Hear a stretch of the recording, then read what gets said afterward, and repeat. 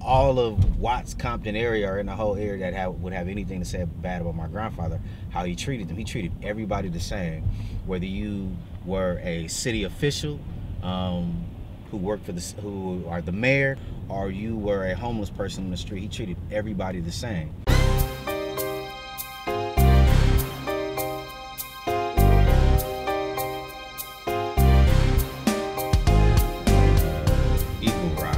Right now, leaving my office, and we will take a trip down to so my grandfather, James Hawkins, he moved out here from Gould, Arkansas. I'm not sure of the exact years. I believe it was in the 30s. I think it was in the 1930s or 40s. My grandmother and grandfather, they had 16 kids, and they moved out here from Gould, Arkansas, like most families from the South, to, you know, start a better life. And moved out here. South Los Angeles was considered Watts Willowbrook area. Wanted to, got jobs and was working, supporting the family. My grandmother never worked, supported all the kids, and then eventually my grandfather bought a piece of land, which is still there today, where he built the house that still stands to this day for the kids and my grandmother. From there, my grandfather, he was like real entrepreneurial and forward thinking. He started a escort service, not that kind of escort service, but a motor escort service, the kind you see on funerals that escorts the hearse, doing a funeral and stuff like that. So he was the first African American to have his own motor escort service in the country. He's also the first individual who negotiated with the LAPD as well as the Highway Patrol to allow them to have more authority when it became to traffic stops.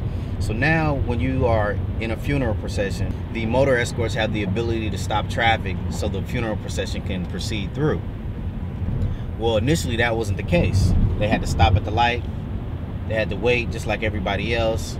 You would have people driving through the funeral service. So in order to make it more streamlined and to pay more respect, he negotiated that deal with the LAPD and the CHP. To this day, obviously it still stands. But my grandfather was the first person to do that. And he didn't negotiate it for himself. He did it so that all individuals who had motor escort services could benefit. That became a successful business, but that wasn't it. He was never like done in terms of his thinking and trying to uplift not only the family but the community as well. But he built a apartment building on his property because the lot was, at that time, it was fairly big. Now you look at it back, it's small.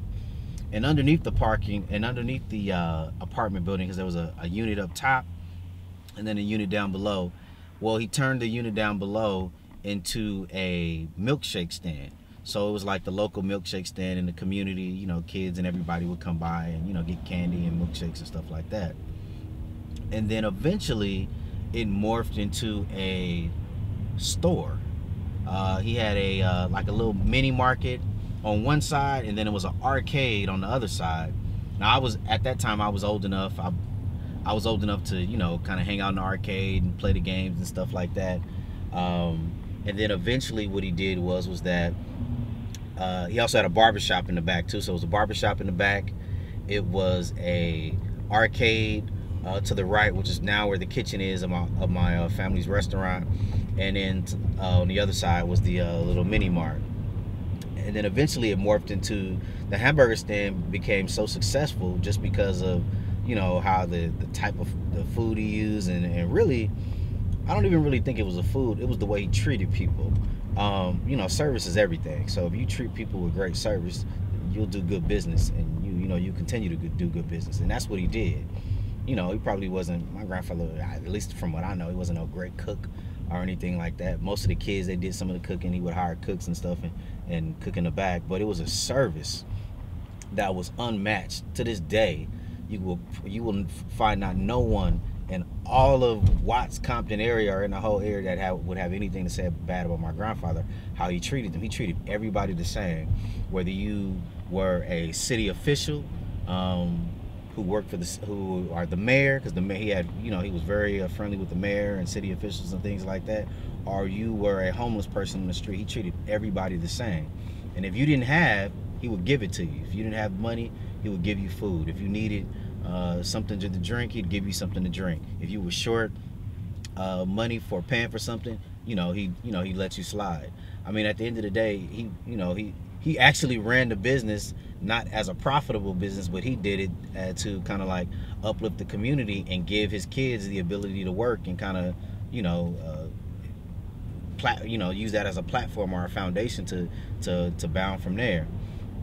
And so eventually what happened was that the whole thing just morphed into a complete hamburger stand.